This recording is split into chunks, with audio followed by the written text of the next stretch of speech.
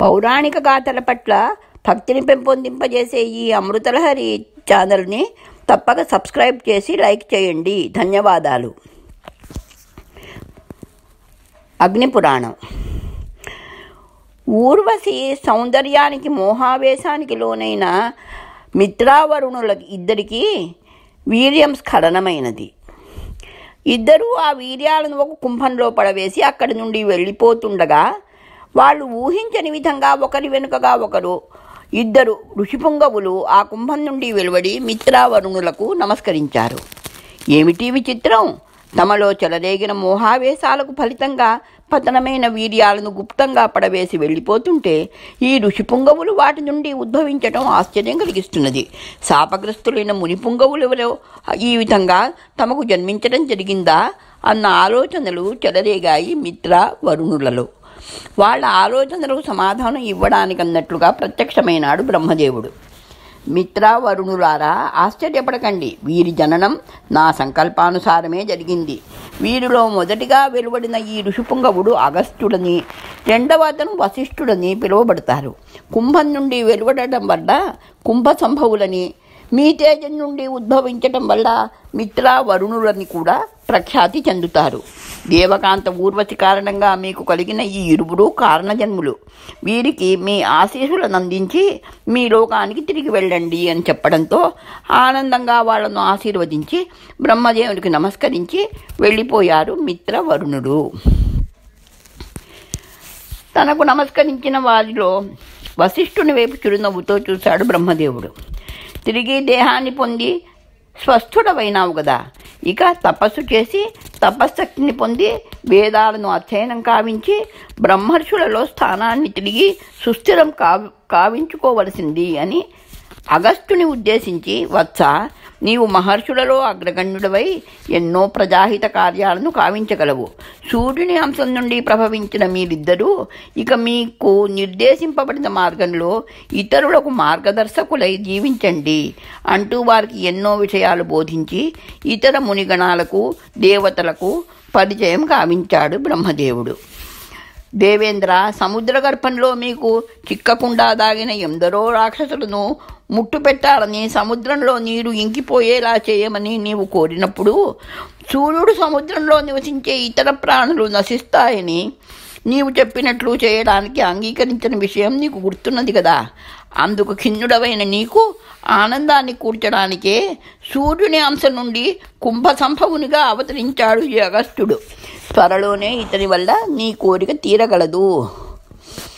నిమిషాపంతో దేహాన్ని కోల్పోయిన వశిష్ఠుడు తిరిగి సూర్యాంశతో ఆవిర్భవించాడు. వేదాలను అధ్యయనం చేసి తపశ్శక్తిని సంతరించుకుని సప్త ఋషులలో తిరిగి స్థానాన్ని పొందగలడు అని చెప్పి వాళ్లకు ఆనందం కలిగించి అంతర్ధానం చెందాడు బ్రహ్మదేవుడు.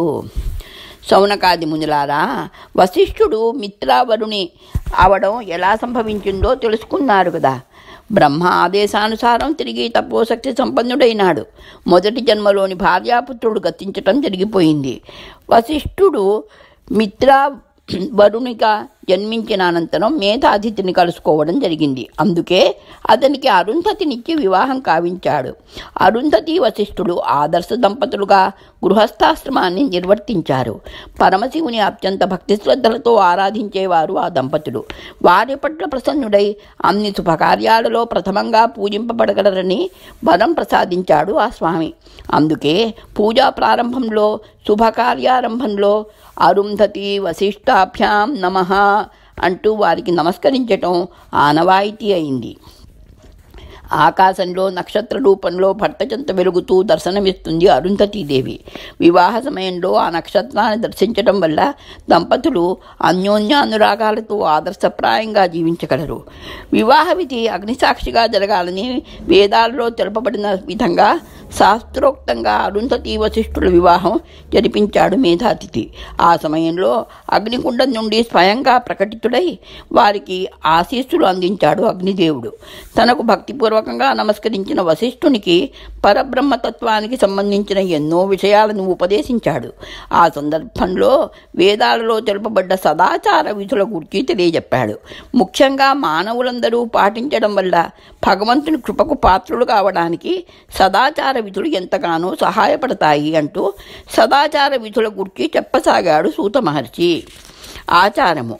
మానవులు ప్రతిరోజు పాటించవలసిన కర్మలు ఆచరించడమే ఆచారమని చెప్పబడింది. మంచి కర్మలు అనగా సదాచారములు ఆచరించడం వల్ల ఎన్నో శుభఫలాలు కలుగుతాయి. దీర్ఘాయువు, సత్సంతానము, ఇహపర సుఖాలు లభిస్తాయి. జ్ఞానం వృద్ధి చెందుతుంది. ధర్మ మార్గంలో నడిచేలా చేస్తాయి సదాచారాలు. సదాచారాలు శుభకర్మలు పుణ్యాన్ని ప్రసాదిస్తాయి. దురాచారాలు అశుభకర్మలు పాపాన్ని కలిగిస్తాయి. దీంటికి ధర్మమే ప్రమాణం. ధర్మబద్ధంగా కావించేవి సదాచారాలు, ధర్మబాహ్యమైనవి దురాచారాలు. వేదాలలో ఈ రెంటి గురించి వివరంగా తెలుపబడింది. మానవ జన్మ బ్రహ్మ సృష్టిలోని జీవాలన్నిటిలో ఉత్తమమైనది. పుణ్యకర్మలు ఆచరించడం వల్ల లభించేది. అటువంటి ఉత్తమమైన మానవ జన్మ లభించినప్పుడు ధర్మ మార్గంలో సదాచారాలను ఆచరించడం వల్ల మరింత ఉత్తమమైన జన్మ లభ్యమవుతుంది. మోక్ష మార్గం వైపు పయనించడానికి అవకాశం లభిస్తుంది. అందుచేత కృషి చేయడానికి ప్రయత్నిస్తారు వివేకవంతులు. అందుకోసం కృషి చేయడానికి ప్రయత్నిస్తారు వివేకవంతులు. దుర్గుణాలకు లోనైన వారు అధర్మాచరులై అధోగతి పాలై నీచ జన్మలెత్తుతూ నరక బాధలు పొందడం జరుగుతుంది. సదాచార విధి. కాలకృత్యాలు. ప్రతిరోజు ఒక నియమబద్ధమైన కాలంలో ఆచరించడం వల్ల క్రమశిక్షణ అలవడుతుంది. ఉదయం బ్రహ్మీ ముహూర్తంలో నిద్రలేచి అనగానే తెల్లవారుజామున సూర్యోదయానికి ముందుగా కొంతకాలం గురుధ్యానం, ఇష్టదేవతా ధ్యానం కావించాలి. కాలకృత్యాలు అనగా మలమూత్ర విసర్జన, దంతధావనం, ముఖం కడుగుకోవడం అవన్నీ తీర్చుకున్న అనంతరం కొద్దిసేపు ఆరోగ్య రక్షణ కోసం వ్యాయామంగా ప్రాణాయామాన్ని కావించి ప్రాతస్నానం ఆచరించాలి. ప్రాతస్నానం. సూర్యోదయానికి పూర్వమే ప్రాతస్నానం ఆచరించటం సదాచారంగా చెప్పబడింది. ప్రాతస్నానం చేయడం వల్ల తేజస్సు, బలము, ఆయువు వృద్ధి చెందుతాయి. పాపాలను నశింపజేసి దేవతార్చన కావించడానికి శరీరం శుభ్రంగా ఉండడం ఎంతైనా అవసరం. అందుచేత ప్రాతస్నానాన్ని ప్రతి ఒక్కరూ విధిగా ఆచరించటం అలవాటు చేసుకోవాలి. ప్రతి శనివారం, పండగ, పర్వదినాలలో అభ్యంగన స్నానం అనగా తలంటుకుని నూనెతో స్నానం చేయాలి. ప్రాతస్నానం నదులలో, తటాకాలలో అవి సమీపంలో లేనప్పుడు బావి నీటితో ఆచరించవచ్చును. స్నానానంతరం అంతఃశుద్ధి కోసం కొద్దిగా నీరు ఆచమనం చేసి ప్రాతః సంధ్యావందనం కావించాలి. బ్రాహ్మణ, క్షత్రియ, వైశ్యులు ఉపనయనానంతరం సంధ్యావందన విధి ఆచరించడానికి అర్హులు. ప్రాతః సంధ్య విధి 3 రకాలుగా చెప్పబడింది చేసే కాలాన్ని అనుసరించి. అవి: 1. నక్షత్రాలు ఉండగానే సంధ్యావందనం ఆచరించడం ఉత్తమం. 2. నక్షత్రాలు అదృశ్యమైన తరువాత చేసే సంధ్యావందనం మధ్యమం. 3. సూర్యోదయం అయిన తర్వాత చేసే సంధ్యావందనం అధమం. ప్రాతః సంధ్యావందనం తూర్పుకు అభిముఖంగా నిలిచి చేయాలి. దోసిడితో 3 సార్లు నీటిని తీసుకుని సూర్యుని స్మరిస్తూ విడిచిపెట్టాలి. ఓం సూర్యాయ నమః అని అంటూ సూర్యుని స్మరిస్తూ విడిచిపెట్టాలి. ప్రాణాయామం చేసి గాయత్రి మంత్రోపాసన కావించాలి. ముందుగా వెండి లేక రాగి పాత్రలో నీటిని ఉద్ధరణతో తీసుకుని ఆచమనం చేసి గాయత్రి జపం మౌనంగా మనసులో అనుకుంటూ కావించాలి. మెల్లగా పైకి చెప్పుకొనవచ్చును కానీ ఇతరులకు వినిపించేటట్లుగా చేయకూడదు. సూర్యుడు నడినెత్తిన అపరాహ్న ఉన్న సమయంలో మధ్యాహ్న సంధ్యావందనం, సాయంత్రం సంధ్యా సమయంలో సాయం సంధ్యావందనం కావించాలి. సాయం సంధ్యావందన సమయం కూడా సూర్యాస్తమయానికి ముందుగా ఆచరించడం ఉత్తమం. నక్షత్రాలు కనిపించడానికి ముందుగా అయితే మధ్యమమని, నక్షత్రాలు కనిపించిన తర్వాత అధమమని 3 విధాలు. సూర్యాస్త సమయానికి ముందుగానే వృక్షం క్రింద కూర్చుని నదీ తీరంలో, దేవాలయంలో, ఇంటి గోశాలలో, పూజా గృహంలో కానీ కావించవచ్చును. శుభ్రమైన పీట మీద కూర్చుని నిర్మల హృదయంతో గాయత్రి మంత్రాన్ని జపించాలి. అర్ఘ్యం సమర్పించిన తర్వాత సంధ్యావందనం, ప్రాణాయామం, గాయత్రి మంత్రోపాసన నియమంగా చేయడం వల్ల అనంతమైన పుణ్యంతో పాటు బుద్ధి వికాసం, ఆయుర్వృద్ధి సిద్ధిస్తాయి. ప్రాతः సంధ్యావందనం పురుషులు ఆచరిస్తున్న సమయంలో స్త్రీలు ప్రాతः స్నానానంతరం ఇంటి ముందర కల్లాపి అనగా గోమయంతో కూడిన జలాన్ని జల్లి రంగవల్లుడు తీర్చడం వల్ల ఆ రోజు శుభప్రదంగా ప్రారంభమవడం, లక్ష్మీ కటాక్షం సిద్ధించడం జరుగుతుంది. ప్రాతः సంధ్యావందనం పూర్తి చేసిన తర్వాత విభూతి రేఖలు తీర్చిదిద్దుకుని రుద్రాక్షమాలను ధరించి పూజామందిరంలో దైవ ప్రార్థన, పూజా విధి నిర్వర్తించాలి. అగ్నిహోత్రం కావించేవారు గృహావరణలో శుభ్రమైన ప్రదేశంలో కుండం ఏర్పరిచి ఆ కుండలో ఎండుకట్టెలు, పిడకలు వేసి అగ్నిని రగిల్చి మంత్రపూర్వకంగా అగ్నిహోమం నిర్వర్తించవచ్చును. పూజానంతరం వండిన అన్నంలో నెయ్యి వేసి మహానైవేద్యం సమర్పించాలి. అందులో నుండి కొంత అగ్నికి, పితరులకు, కాకులకు సమర్పించి ఇతర భక్ష్య భోజ్యాదులతో ఆహారం స్వీకరించాలి. ఆ సమయంలో వచ్చిన అతిథులకు, అనగా పిలవకుండా వచ్చిన వారు అతిథులు, వాళ్లకు తప్పకుండా భోజనం పెట్టి సత్కరించాలి. అన్నం పరబ్రహ్మ స్వరూపం గనక అతిథులకు అన్నం పెట్టడం, బీదలకు అన్నదానం కావించటం సదాచార విధులలో అనంతమైన పుణ్యాన్ని ప్రసాదిస్తాయి. గృహస్థులకు సర్వశుభాలు సంప్రాప్తమవుతాయి. భోజనానంతరం అన్ని వర్ణాల వారు వారి వారి వృత్తులను నిర్వర్తించుకోవాలి. ధర్మ మార్గాన కావించే వృత్తి వ్యాపారాల వల్ల కీర్తి ప్రతిష్టలతో పాటు ఆత్మవిశ్వాసం బలపడుతుంది. సాయంత్రం తిరిగి స్నానం ఆచరించి సూర్యాస్త సమయానికి ముందుగానే సాయం సంధ్యావందనం నిర్వర్తించి పూజా కార్యక్రమం కావించాలి. బ్రాహ్మణులు, యజ్ఞయాగాలు నిర్వర్తించేవారు, దేవాలయాలలోని అర్చకులు 3 సార్లు సంధ్యావందనం కావించడం సదాచార విధి. ఇతరులు ప్రాతः సంధ్యావందనం తప్పక ఆచరించాలి. సాయం సంధ్యాకాలం అత్యంత పవిత్రమైన ప్రదోషకాలంగా, పరమశివునికి ప్రీతికరమైనదిగా తెలుపబడింది.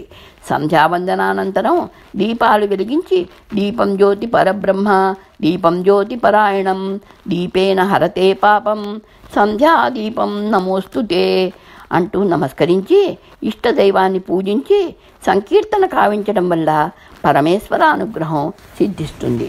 రాత్రి భోజనం ముందుగా వృద్ధులు, పెద్దలు భోజనం చేసిన తర్వాత గృహస్థు స్వీకరించాలి.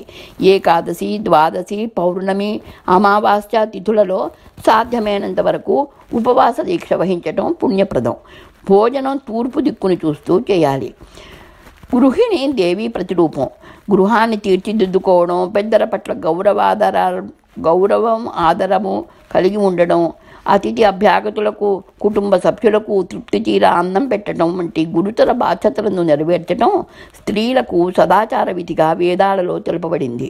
సంధ్యావందన విధి పురుషులు నిర్వర్తించినట్లు స్త్రీలు 2 పూటల తులసి పూజ నిర్వర్తించాలి భక్తి శ్రద్ధలతో.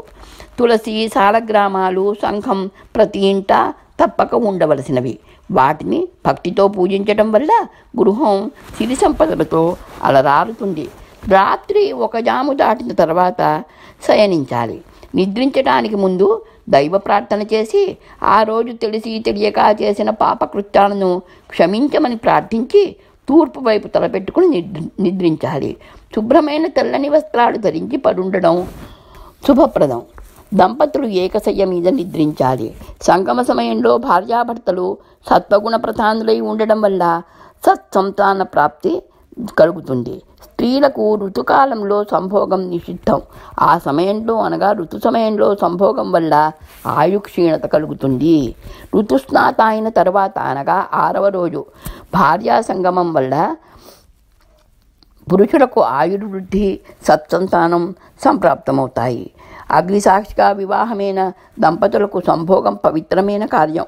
ఇద్దరూ ఆనందంగా నిర్వర్తించే ఆ సదాచారం అలౌకికానందాన్ని ప్రసాదిస్తుంది. పరభార్యా సంగమం నరక ప్రాప్తిని, వైశ్యా సంగమం ఆయుక్షీణతను కలిగిస్తాయి. సదాచారులు దుర్మార్గవర్తనులకు దూరంగా ఉండాలి. మదిర, ధూమపానం వంటి వ్యసనాలకు లొంగకుండా ఆత్మనిబ్బరంతో మెలగాలి. ప్రత్యక్షంగా కానీ పరోక్షంగా కానీ పరుష సంభాషణ, పరనింద కావించకూడదు. అందరికీ నచ్చేలా మంచి మాటలు మాట్లాడాలి. ఆవేశాన్ని అదుపులో ఉంచుకోవాలి. ఆవేశంలో పలికే మాటల వల్ల ఎన్నో పాపాలు కలగడమే గాక అనర్థాలకు, అపార్థాలకు దారితీస్తాయి. వాక్కు అనగా మాట వల్ల సంప్రాప్తమయ్యే పాపకర్మల వల్ల కూడా నరక ప్రాప్తి కలుగుతుంది. నిత్య జీవితంలో పాటించదగ్గ మరికొన్ని విధులు ఈ విధంగా ఉన్నాయి. గృహం సింహద్వారం గుండానే ఇంటిలోకి ప్రవేశించాలి. పత్తి భస్మం ఎముకలను దాటకూడదు.